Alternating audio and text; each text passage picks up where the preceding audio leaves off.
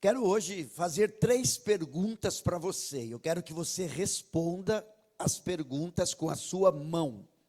Erguendo a mão, quem acha que está certo. E não erguendo quem acha que está errado. O que você pensa quando apresentamos nome de pessoas em oração? Certo ou errado? Certo? Beleza? Segunda pergunta. O que você pensa quando apresentamos nomes de pessoas em oração pela cura física? Certo ou errado? Terceira pergunta. O que você pensa quando apresentamos nomes de pessoas em oração somente pela cura física? Certo ou errado? Vou repetir as 3 perguntas, mudando o sujeito da oração. O que Deus pensa quando apresentamos pessoas em oração? O que Deus pensa quando apresentamos pessoas em oração pela cura física? O que Deus pensa quando apresentamos nomes de pessoas em oração somente pela cura física? Hoje, eu quero combater 3 mentiras que comprometem o testemunho do Evangelho e que mantêm pessoas na ilusão, pessoas no engano. E eu farei isso a partir de um milagre de Jesus registrado em Lucas capítulo 5. Você pode abrir a sua Bíblia. Lucas capítulo 5.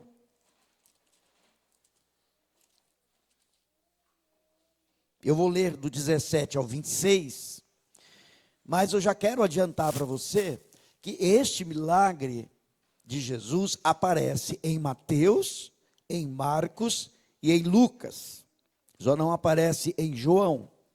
E quando um milagre aparece nos 3 evangélicos, que nós chamamos de evangelhos sinóticos, há um peso grande na maneira como o Espírito colocou no coração de Mateus, no coração de Marcos e no coração de Lucas, que registrassem o mesmo fato.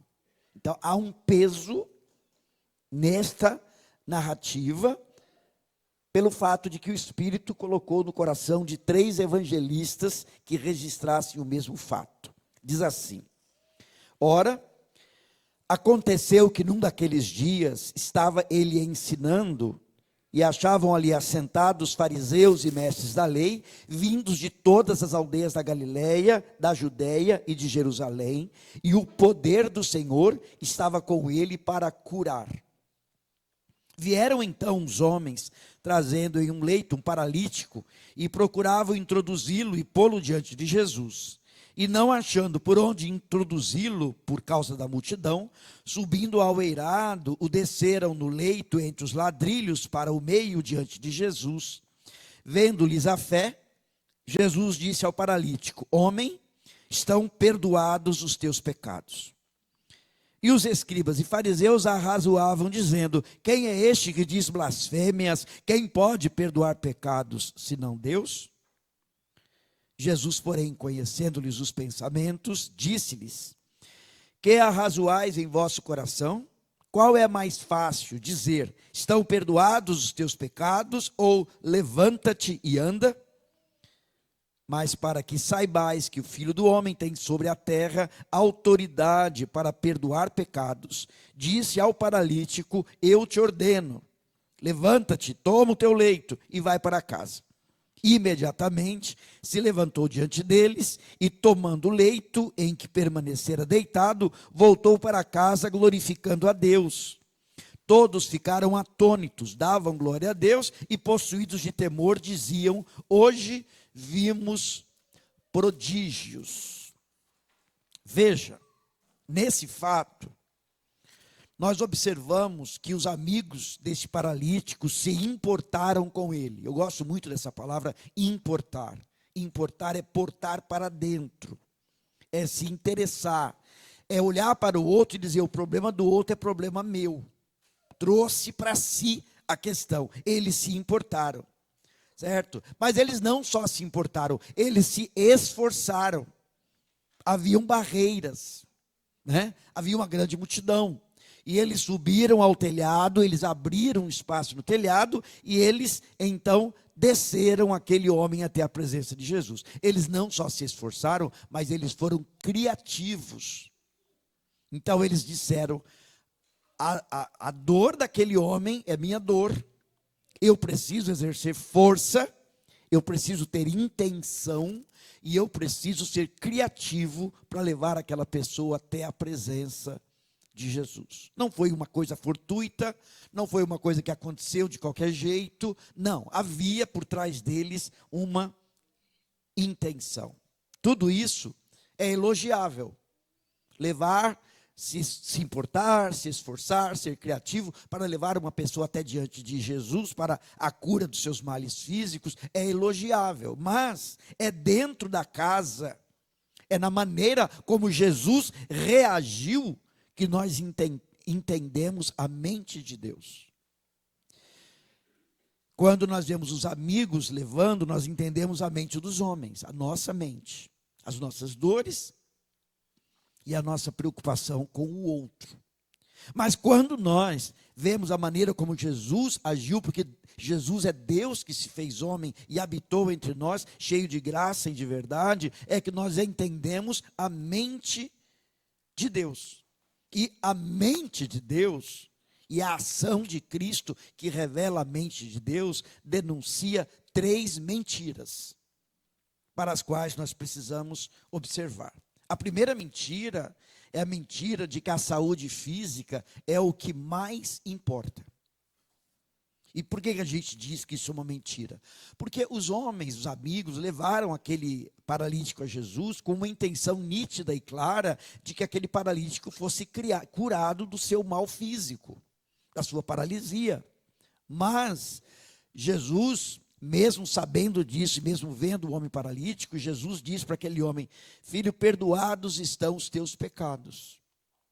Jesus, ele não vai na questão física, ele vai na questão espiritual. Porque a questão espiritual, ela é mais importante que a questão física. Ela tem primazia sobre a questão física. Várias pessoas foram levadas até Jesus. Tanto no Jesus presente fisicamente, a gente tem aquele homem paralítico do tanque de Betesda, né? Como levados a Jesus depois que Jesus foi para o céu. O paralítico da Porta Formosa de Atos capítulo 3. Homens paralíticos que foram levados até Jesus e encontraram em Jesus uma restauração. Mas todo ato de Jesus, e é João quem usa essa palavra, todo ato de Jesus é sinal. Todo ato físico de Jesus não era um fim em si mesmo, era um sinal para um fim maior. Por isso que você tem esse diálogo de Jesus aqui. Ele fala: perdoados são os teus pecados. Os mestres da lei ficam dizendo que isso é blasfêmia, porque Jesus não tinha autoridade para perdoar pecados. E por causa disso, Jesus fala: viu, o que é mais fácil? Eu dizer perdoados são os teus pecados, ou levanta, toma o teu leite e anda? Para que saibais, é um sinal para que vocês saibam que o Filho do Homem tem sobre a terra autoridade de perdoar pecados. A ti te digo: levanta, toma o teu leito e vai para a tua casa. Né? Nós temos a tendência de pensar que a solução do problema físico resolve os outros problemas nossos. Né? Pedro Bial dizia: saúde e paz, o resto a gente corre atrás. Né? Saúde e paz, o resto a gente corre atrás. Né? Todo ano novo, muito dinheiro no bolso, saúde para dar e vender. Então o ano, se tiver saúde, o ano vai ser 10. Né? François Le Roquefort, ele diz assim: a saúde é o maior presente que podemos dar a nós mesmos e aos que amamos. Schweitzer, Albert Schweitzer diz que felicidade é nada mais que boa saúde e memória ruim. É tão um pouco irônico, né? Desde que você tenha boa saúde, esqueça as besteiras que ficaram para trás, tudo bem. Outro diz que a boa saúde é a chave para uma vida plena e feliz. E um outro diz, o primeiro dos bens, depois da saúde, é a paz interior. Veja, paz interior é algo imaterial ou material? Material, imaterial. E saúde é material ou imaterial? É material. Tem a ver com o corpo, tem a ver com o barro, né? A paz interior tem a ver com o fôlego. E a saúde tem a ver com o barro. Então nós temos uma tendência de pensar que a saúde é o que mais importa. Que quando as pessoas gemem, sofrem por causa da sua saúde, tudo que elas precisam é que nós oremos por elas e que elas possam obter saúde. O número de pedidos de oração por questões físicas revela isso. Mas veja, imagine que Jesus tivesse curado as pernas daquele homem, mas que Jesus não tivesse perdoado os pecados daquele homem. Como é que aquele homem morreria? Eu digo para você, ele morreria bom das pernas, ruim da alma. Ele morreria bom das pernas, ruim do coração. E aí eu pergunto, é uma obra completa isso? É isso que Deus quer? É por isso que Jesus veio? Jesus veio para uma obra incompleta? Jesus veio para uma obra que só tem a ver com o barro? É uma pergunta. Então a primeira mentira é que a saúde é o que mais importa. A segunda mentira é que o cuidado com o corpo garante a saúde. Então pensar assim é pensar que o barro tem primazia sobre o fôlego. Que o bom barro dá um bom fôlego. Quando na verdade é o bom fôlego que dá o bom barro. Então, na verdade, como é que fala assim? Na morte, o corpo volta ao pó. E o espírito volta a Deus. Então, o corpo é o barro. O espírito que volta a Deus é o fôlego.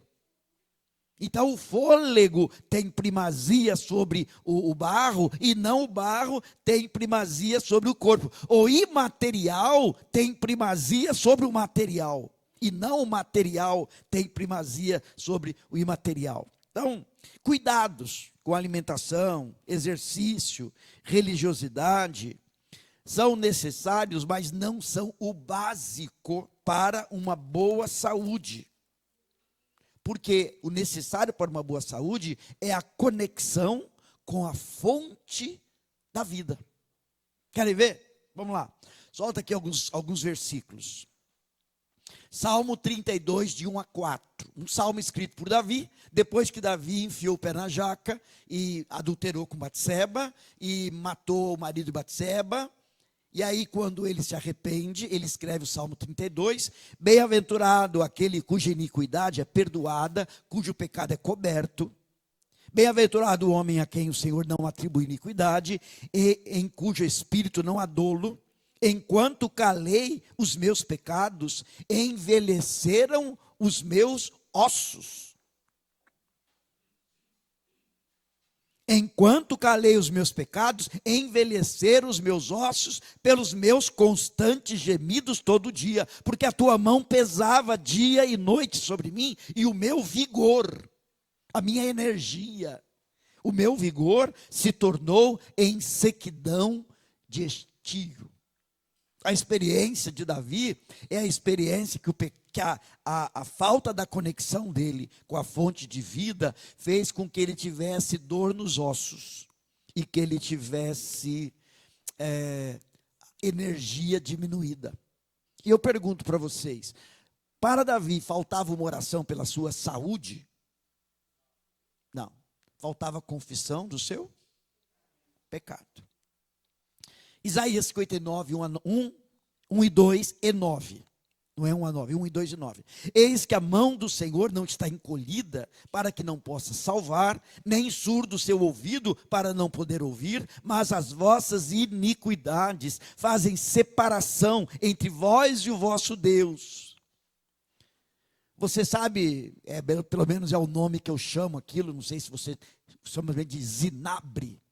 É zinabre que você chama? Aquele caldo verde que fica na bateria, no polo da bateria do carro. Alguém conhece por outro nome? Acho que é isso mesmo, né?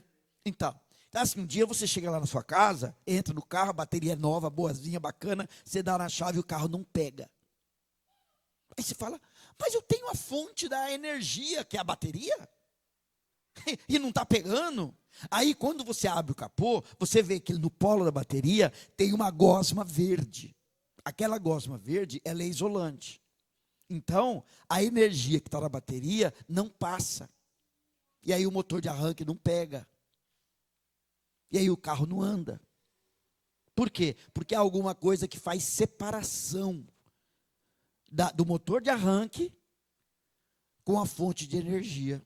É o que Isaías está dizendo aqui. As nossas iniquidades são como zinabre, que a gente tem a fonte da bateria, da energia, a fonte da vida, mas a gente tem algo que interfere, prejudica, né? Então ele fala aí, ó, as vossas iniquidades fazem separação entre vós e o vosso Deus, os vossos pecados encobrem o seu rosto de vós, para que não vos ouça. E aí lá no versículo 9, por isso está longe de nós o juízo, e a justiça não nos alcança. Era o povo de Israel clamando por justiça, dizendo, Deus, o Senhor vai deixar os babilônios nos judiarem, aqui ainda acho que é o Império Assírio, vai deixar com que eles nos judiem, com que eles nos façam sofrer, ó Deus, a minha causa, a minha justiça. Ele está dizendo assim, ó, está longe de nós o juízo, a justiça não nos alcança, esperamos pela luz, e eis que há só trevas pelo resplendor, mas andamos na escuridão. É a mesma lógica do que aconteceu com Davi. Né?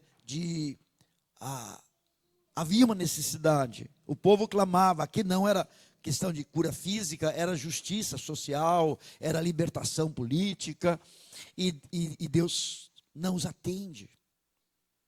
Outro texto, Isaías 64, 7, já ninguém há que invoque o teu nome, que se desperte e se detenha, porque escondes de nós o rosto e nos consomes por causa das nossas iniquidades.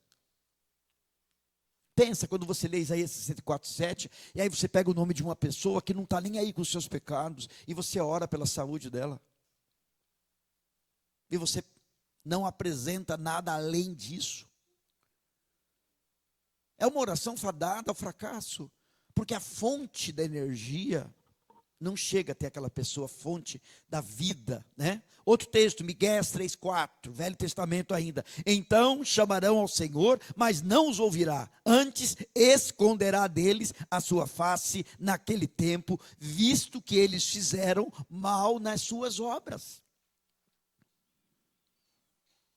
Eles fizeram mal nas suas obras e Deus escondeu deles o seu rosto.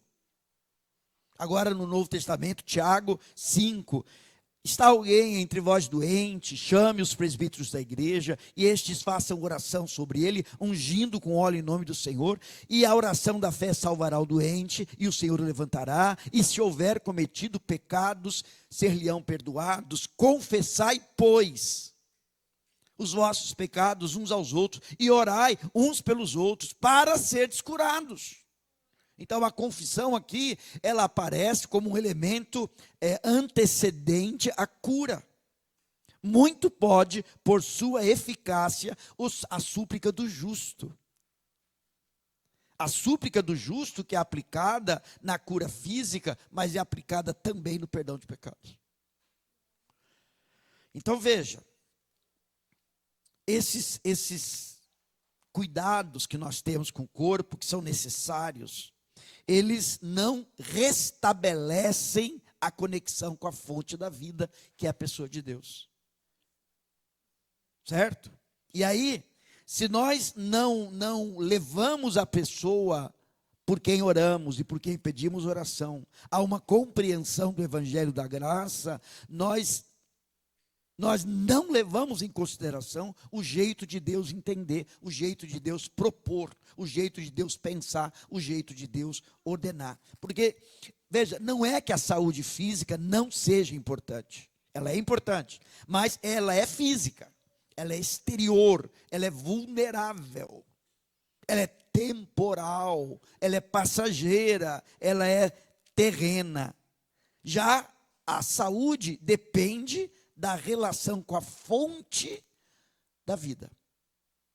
Salomão, Provérbios: não seja sábio aos teus próprios olhos, teme ao Senhor e aparta-te do mal, e isso será o quê?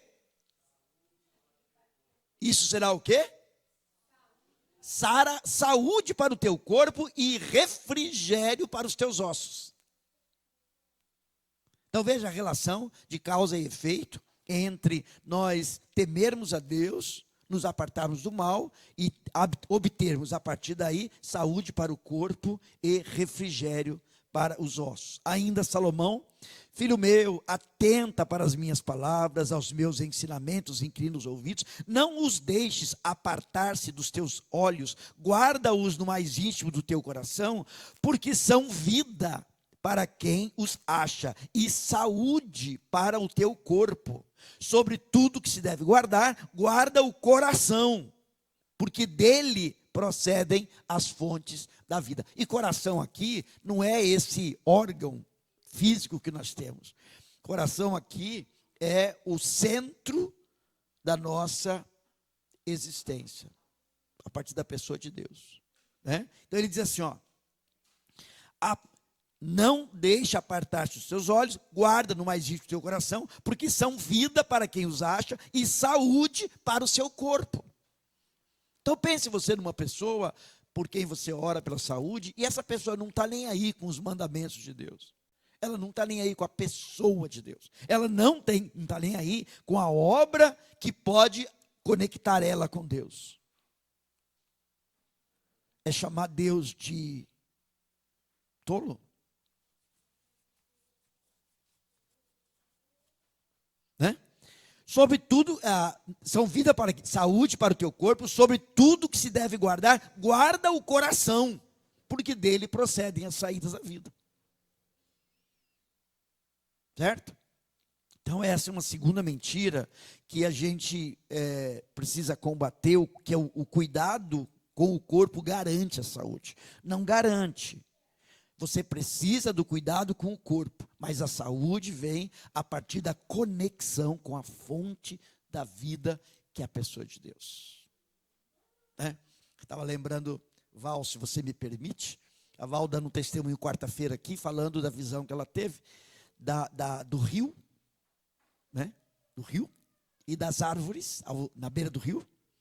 A Apocalipse fala disso, desse rio, esse rio que procede do trono de Deus, e da árvore que produz os frutos, que dá saúde, né? Apocalipse, agora não lembro se é capítulo 20, 21, não, 22, capítulo 22. Isso, agora, então, sinal que você leu, né, Val?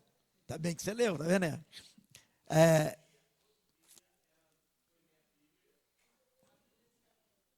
E abrir esse capítulo, é isso aí. Então aquela visão de Apocalipse, da glória, está dizendo tudo aquilo que Deus faz como resultado da pessoa estar com o bilhete de entrada para o céu, que é a pessoa de Cristo, né? Sem esse bilhete de entrada, a gente fica do lado de fora. Bom, terceira mentira é que cada um tem a sua verdade. Muitos têm tomado por verdade a mentira que cada um tem a sua verdade.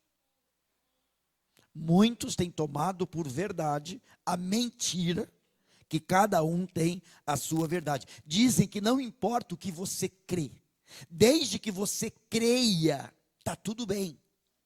Você precisa de fé. O que pode te abençoar é a fé. Não. Toda fé verdadeira, ela implica no objeto da fé. Sem um objeto confiável, a fé é ilusão. Exemplo. Vamos dizer que eu estou conversando com o Flávio, e o Flávio é meu genro, coisa e tal. Ele fala para mim assim: meu sogro, eu vou dar para o senhor um carro amanhã. Ou ele dá o carro, eu tomo a filha. Meu sogro, eu vou lhe dar um carro amanhã. Ele falou para mim. O que é fé? É eu dar crédito ao que ele falou. Isso que é fé, é dar crédito. Mas vamos dizer que o Flávio não fosse o meu genro. O Flávio fosse um perdido na rua aí qualquer, que me encontrasse e falasse assim: pastor, amanhã eu vou lhe dar um carro. Eu poderia colocar crédito naquela pessoa? Então, dependendo do objeto da fé, você tem solidez na fé ou não. Então, não é só ter pensamento positivo, não é só ter fé, é preciso ter o objeto onde essa fé repousa, aonde essa fé é colocada. Porque quando a pessoa coloca a fé dela, a confiança dela, num objeto, num ser, e usa o objeto que vai, não no sentido de material, mas no sentido de algo que está fora de você. Você é o sujeito e aquilo é o objeto. Você coloca sobre ele a tua fé. Então essa história de que não importa em que você crê, desde que você creia, está tudo certo. Não é verdade. O chamado efeito placebo não se aplica sempre. O que é o efeito placebo? É você pegar uma pessoa que tem um problema qualquer, e você dá um remédio que não é remédio, é só uma pílula de farinha, e aí a pessoa psicologicamente acha que é remédio, e a reação no corpo dela é bom. Isso às vezes acontece. Sim, às vezes acontece. Mas o efeito placebo não se aplica para tudo, e nem se aplica sempre. Acreditar numa mentira só retarda a decepção. Acreditar numa mentira só retarda. Um tratamento inadequado, mesmo que acompanhado por pensamento positivo, trará resultados desastrosos. Certo? Veja, os escribas e fariseus, eles não estavam firmados na verdade, eles estavam firmados na interpretação que eles faziam sobre a verdade. Na verdade, não passava de uma mentira. E qual era a interpretação que eles faziam da verdade? De que Jesus não podia perdoar pecados. Jesus não tinha autoridade para perdoar pecados. Era a maneira como eles entendiam. Mas eles estavam errados. Porque Jesus não só tem autoridade para perdoar pecados, como é o único que tem autoridade para perdoar pecados. Só por ele a conexão com a fonte da vida é restabelecida. Só o sangue dele é que pode tirar o zinabre que nos isola da fonte de vida. Só. Não há religião, não há batismo, não há pensamento positivo, não há doutrina, não há boa obra, nada pode nos colocar em conexão com a pessoa de Deus. Agora, não anunciar isso para as pessoas é anunciar uma cura incompleta. Não dizer isso para a pessoa que tem um mal físico é anunciar uma cura incompleta, é abortar o projeto divino, é dizer para Deus que tudo aquilo pelo que Jesus morreu vai até a metade. Tem a ver com o corpo, tem a ver com a terra. Não é eterno, é retardar o contato com a ilusão. O rico e Lázaro. O rico era rico, talvez saudável, abundante nos seus recursos, certo?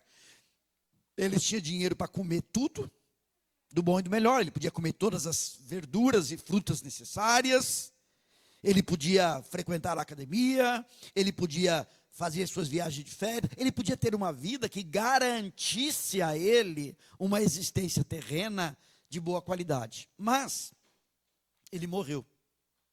Porque rico também morre, sabia disso? Sabia que rico também morre? Morre. Pobre morre? Morre mais rápido, né? Morre mais fácil. É nada. Tem muito cara por aí, muito seu Antônio do sítio que viveu até 90 e tantos anos, né? E tem muito milionário que morreu muito cedo. E quando ele morre, ele toma contato com a realidade de que ele tinha vivido uma ilusão. Porque nem água para matar a sede dele ele tinha, e nem um dedo molhado de Lázaro para molhar. Sabe quando você está internado, que você não pode beber água, né? E tudo que você quer é que alguém molhe um algodão na água e passe nos seus lábios. Quem já viveu isso aqui? Já viveu, né? Tudo que você quer é que alguém molhe o algodão e, sabe, que você dá pelo menos uma chupadinha naquela umidade. Nem isso ele tinha direito. E pior, 62 dias só no algodãozinho. Bebeu água. Mas olha só, o triste é que o Lázaro, o rico, não é que o rico não podia beber água. É que o rico viveria uma sede eterna. A Val foi 62 dias, acabou 62 dias. Mas o rico viveria uma sede eterna. Quando Jesus está na cruz, Jesus, que é o Senhor dos mares e dos rios e da chuva, ele diz: tenho sede. Tenho sede. E quando ele morre, naquele estado de sede, ele possibilita que eu, Paulo Nascimento, não tenha mais sede eterna. Não foi isso que ele falou para aquela mulher samaritana? Eu tenho uma fonte de água para você. Agora pense você naquela pessoa por quem você ora, e por quem você apresenta em oração, e que ela não sabe disso. Ela vai ser curada da sua perna, como aquele paralítico, e ela vai morrer, e ela vai ter sede eterna. E ela diria para você assim: olha, eu preferia continuar paralítico na terra e não ter sede eterna. Porque você me deu o menor, mas não me deu o maior. Você me apresentou o menor, mas não me apresentou o maior. Você me apresentou o terreno, não me apresentou o celeste. Você me apresentou o passageiro, mas você não me apresentou o eterno. Percebem? Por isso, tenha a intenção, se importe com a dor do outro, se esforce para chegar até ele e seja criativo para levar essa pessoa até os pés da cruz, até a pessoa de Cristo Jesus como Redentor, não somente como curador, não somente como curador. Quando eu era jovem, no milênio passado, antes da virada do ano 2000, né? Era milênio passado. Quando eu era jovem, no milênio passado, aconteceu um acidente com uma jovem da minha faixa etária, nos Estados Unidos, chamada, porque quando eu era jovem eu lembrava os nomes, entendeu? Agora eu já não lembro o nome, daqui a pouco eu lembro o nome dela. Ela ficou tetraplégica, ela tinha 16 anos, ela mergulhou. Quando ela mergulhou, ela bateu a cabeça numa pedra. E ela ficou tetraplégica. Lembra dessa história, do nome daquela moça? Alguém lembra o nome dela? Daqui a pouco eu lembro. Ela ficou tetraplégica. Lógico, oraram, buscaram a Deus, fizeram tudo. Ela mesmo dá o testemunho no livro dela. O nome dela vem aqui, escapa, né? Não. Daqui a pouco eu lembro. Hoje ela tem mais de 60 anos. Quando ela ficou tetraplégica, oraram, fizeram culto e reunião. Eu imagino, se eu fosse pai dela, eu teria feito tudo que eu pudesse, mais um pouco. Se eu pudesse trocar de lugar com ela, eu trocaria. Fique eu pela tetraplégico, que ela tenha a condição de mexer com os braços, com a perna. Mas Deus não curou. Deus não curou. Já passados os seus 60 anos, ela dá testemunho. Ela diz assim: eu pedi muito que Deus me curasse. eu achei que eu nunca poderia viver se Deus não me curasse.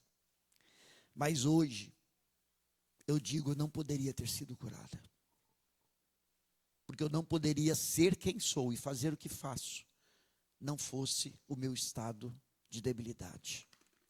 Ela prega, ela canta, ela escreve e ela pinta com a boca.